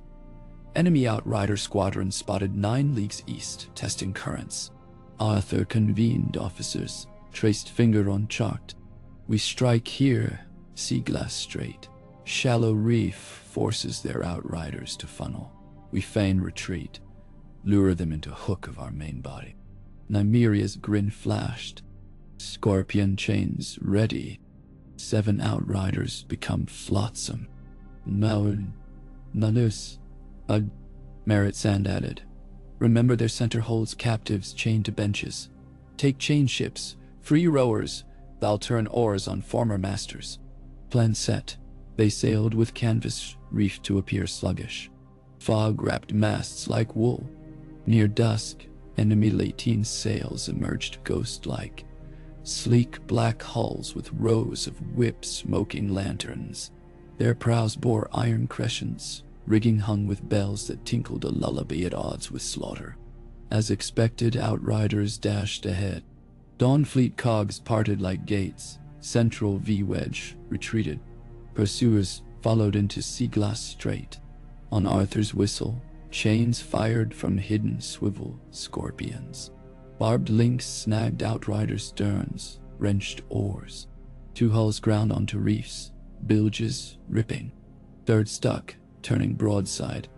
Donning helm, Arthur boarded with 20 Dawn brothers. Deck combat raged under violet dusk. Cult marines wore lacquered masks carved into weeping faces, wielding saw-edged glaives. Promise met steel with chiming clarity. Each parry sparked flecks of eerie blue, the dragonglass alloy jangling with corrupted obsidian carried by foes. Arthur found rhythm despite throbbing leg. Cut high to draw block, staff sweep low to ankle. Promise thrust to heart. Bodies fell. Below, Gendry smashed chain locks, releasing oarsmen. Starved men seized fallen weapons, surged. Within minutes, Outrider Triad burned, cruise rowers now allies. Dawnfleet losses minimal, but victory scent soured. Signals from scouts. Main Knight's Mercy Force altered course, abandoning stepstones to barrel north by deeper water. Arthur's feint devoured outriders, yet Cult Admiral glimpsed trap and aimed directly for Blackwater. A race began. Arthur summoned Forge of Cunning. He detached 12 fastest cogs, loaded liberated oarsmen, formed relay. Each man row until exhaustion, then rest. They sailed through moonless night. Arthur rode prow of resilience, cloak snapping, eyes fixed on North Star. At dawn, they sighted monstrous flagship. 3-tiered galleys with bone-white figurehead of hooded crone. Dozens of chained galleys flanked, wind swelling, funereal banners. Arthur tasted brine, fear, anticipation. He called war council mid-deck. Admiral hides behind slaves, Nymeria stated. We free them, his fleet unhinges. But we're outnumbered near 6 to 1, Merritt reminded. Arthur placed promise across map. We break arrow, not bow. Strike center chain ships from both flanks, incite slave revolt. Our call sign, starburst flare. Once they rise, their confusion buys time for a city to ready. Gendry raised a hammer. We'll need storm. Bran leagues away must have been listening to ravens, because clouds thickened by midday, wind whipping whitecaps to spindrift. Battle of Narrows gloom opened with Dawnfleet, slicing hard into cult formation.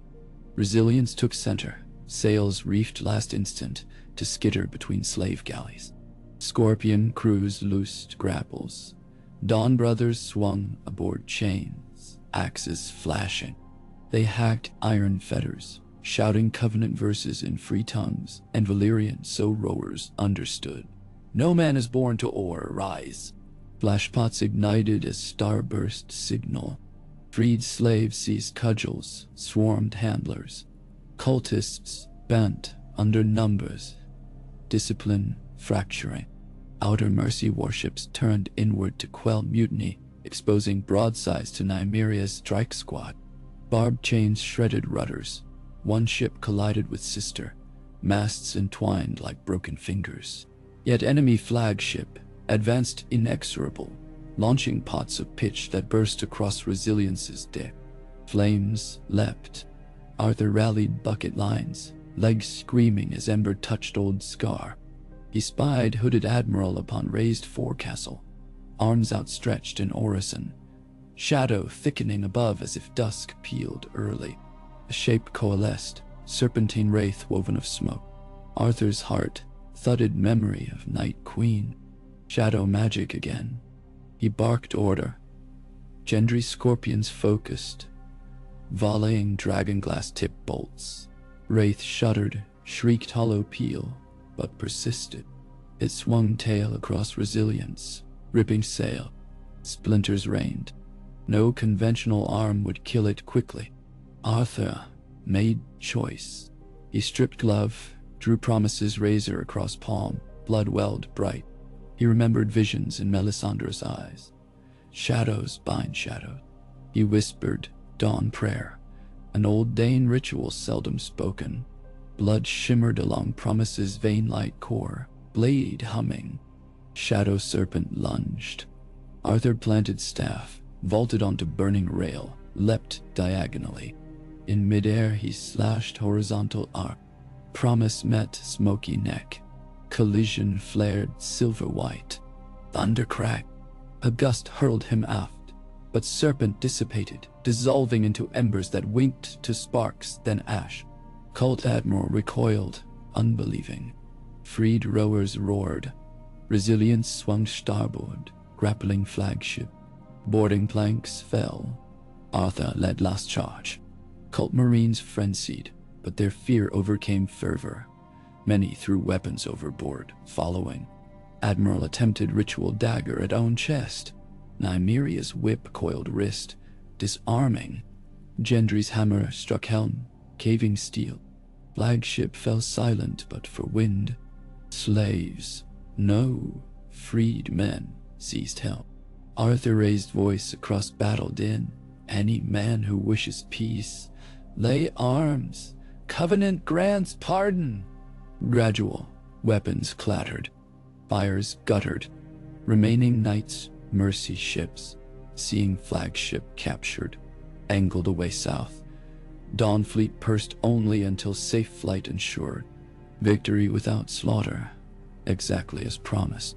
News outran gulls. By time Arthur's battered flotilla limped into Blackwater, bells rang not in terror, but jubilation. Crowds thronged piers. Bran observed from rampart, ravens wheeling overhead. Tyrion met gangplank in silks, eyes misty. Apparently ships made of ideals float after all, equipped. Arthur, soot and salt layered, smiled. They require ballast of sacrifice. He presented Admiral Prisoner to Bran's council, advocated trial, not execution. Freed oarsmen, hailing from 10 cities. Petitioned to settle crown lands, repopulate fields. Land grants followed. Harbor guilds volunteered to maintain Dawnfleet, a standing humanitarian navy. Daybreak Squadron. Peace returned, but the realm's heartbeat quickened anew. In winter session of council, Samwell unveiled worry. With both Essos and North Crises doused, lords eyed old feuds. Riverlanders resented Ironborn raids. Dornish merchants squabbled with Tyrell grain tariffs. Idealism risked erosion by mundane greed. Arthur proposed yearly covenant conclave rotating among regions. Talk helps where swords harm. Bran decreed it. First toast, Winterfell. Sansa Stark, now queen in North, accepted, albeit coolly. The journey north reopened scars. Arthur, accompanied by Nymeria, Brienne, and small retinue, traversed King's Road lined by memorial cairns. At Moat Cailin, he paused, before plaque, bearing Robb's carved likeness, murmured silent vow. Wolf banners still whipped, but now alongside Dawnstar Ensign. Winterfell greeted them under curtains of green-gold northern light. Sansa, regal in white fur mantle, met Arthur in Godswood as snow-dusted ancient weirwood branches. She greeted him politely, though sadness lingered in her eyes when they passed the heart tree where Ned once prayed. Conclave convened in great hall lit by whale oil lamps. Lords and bailiffs took benches beside blacksmiths and septas, a sight unimaginable a decade prior. Arthur stood beneath direwolf banners, reading opening lines from Shield Unseen. Discussion tackled seed tax disputes, river tolls, salvage rights. Voices rose, tempers flared, yet none drew steel. By dusk, half-dozen minor accords signed. Outside, children built snow statues, one of promise, another of dragon. Arthur watched, feeling ira turn. He sensed he might soon step aside, let younger hearts bear dawn's torch. Night before adjournment, Raven arrived. Wax seal of Mester Tomard. Storm fever ravaged Crownlands, threat to capital. Arthur's duty whispered, leave at once. He assembled escort. Sansa provided swift horses. The ride south across frost-crusted roads tested his lungs, yet he pushed onward. In Queenstown they switched to river barge. Arthur practiced healing salves with Nymeria, who'd studied Dornish Sandstrider medicine. She teased him for poultices that smelled of sour goat, and he reminded her lemon balm neutralized sting. They shared laughter, rare, on grim path. When they reached Blackwater's harbor, the scent of sickness hung heavy. Streets clogged with fever camps. Tomard greeted them with hollow eyes. It strikes lungs, kills within days. Primitive hospitals overwhelmed. Arthur commandeered granaries as makeshift wards, implementing isolation protocols gleaned from citadel parchments. He ordered smiths forge copper kettles for boiling water, mandated mask cloth for nurses. Many balked. He invoked Covenant authority, personally tending first wave to prove courage. Illness crested like grim tide. Arthur walked bedding rows, whispering comfort, spooning broth. Promise remained sheathed in corner. No blade for invisible foe. Night after night, he labored without rest. Nymeria collapsed once. Gendry hauled her to cot, scolding. On 15th day, Tomard announced infection curve plateaued. Hope surged. Arthur allowed first breath deeper than a sip. Yet that night, fever found him. Tremors rattled his bones. Sweat soaked bedding.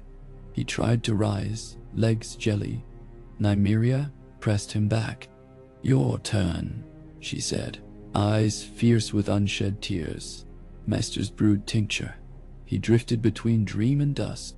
He dreamed of Tower of Joy again, but stones whole, Lyanna alive holding Dawnstar banner. Ned Stark handed Arthur promise shining. He awoke to dawn light creeping through shutters and realized he still breathed. Recovery slow, lungs scarred. He walked courtyard with Gendry's arm for weeks. City cheered when he reappeared at hospice steps, sun gilding silver hairs at his temples. Fever retreated across realm. Mortality count heavy yet lower than predicted thanks to early protocols. People credited Dawnlord, though he corrected. All who lifted a ladle share this victory. Months later, Bran convened council to reward Arthur with lordship of Stepstone seized from Cult. Arthur declined. Let them serve as free ports governed by charter, havens for those cast out. Crown may appoint harbor wardens among freedoorsmen. Remarkable acceptance followed. Stepstones became First Covenant Republic, exporting olive oil and dignity.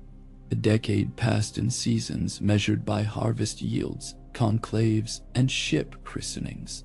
Arthur's hair silvered fully, limp worsened. He trained pages of the Dawn.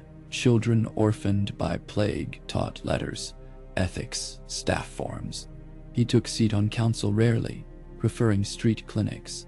When he did speak, even hardened lords leaned to hear voice tempered by ocean and war. One crisp anniversary, while overseeing orphans practice calligraphy, He felt faint tug behind sternum. Not pain, but emptiness, as if tide receded from shore. He asked Brienne to fetch water, but collapsed gently. Like leaf, pages ran shouting. Maesters bore him to hospice he helped found. He smiled at irony. Bran visited that eve, wheeled beside bed. "Do you fear?" the king asked. Arthur's eyes, still bright, twinkled. "Only that sun will rise without me to chase its first shadow. But our students." "Then rest," Bran said. "Morning knows its path." Arthur requested final audience with promise. Gendry placed blade across blanket. Arthur traced fuller groove, recalling each gleam of moon it had tasted. He murmured to Blade, "You will serve another dawn." He asked Nymeria to sing Dornish lullaby. She did, voice husky.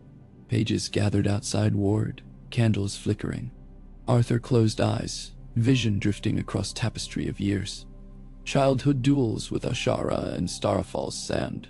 Rhaegar smiling gentle in Tourneyard. Ned's solemn nod at Winterfell Council. Jonathar's final. Hold the morning. Dragon silhouetted against broken wheel. Children's laughter by orphan harp. Breath slowed. He inhaled once more, tasted copper. Memory of earliest battle. Salt memory of sea. Cinnamon. Fresh bread of revived city. Exhaled. Candles guttered, then steadied. Brienne noted stillness, knelt. Nymeria whispered prayer to mother. Pages sobbed. Next day, branched banners draped white sword tower, black ribbons among ivory. Bell tower told sunrise. Funeral procession wound through city. First children he saved, then freed sailors, then lords. Promise lay upon linen-wrapped chest. Staff tucked along other side, second dawn. At great Septi ruins, not yet rebuilt but cleared of rubble, they raised pyre of cedar and hyacinth. Brienne lit flamme. Ching. Smoke spiraled skyward, catching dawn light in shifting, opalescent hues, like blades core. People swore they saw star-shaped halo before dispersing. Council met to decide Promise's keeper. Gendry nominated Nymeria. Nymeria deferred to Brienne. Brian to Podrick. Debate gentle, each echoing Arthur's creed. Blade must follow humility. At last, King Bran reached into satchel, produced slim scabbard none recognized, robbed in black leather bearing single silver star. "This should belong to the one who never desired it," he said, handing it to Gendry. "A smith reminds all that steel serves hands of labor." Gendry accepted, tears tracks through soot. Years later, travelers along Kingsroad would sometimes witness tall man bearing pale sword stop at camps to teach children to read before vanishing again. They called him Star-Wrought Smith, but songs recalled truer name as Dawn's legacy. And whenever city bells rang dawn, folk still recited Arthur's morning meditation. 7 breaths for the 7, 1 for realm entire, then listen for heartbeat of stone. For stone remembers, and dawn, once kindled by a single blade and steadfast heart, never quite fades.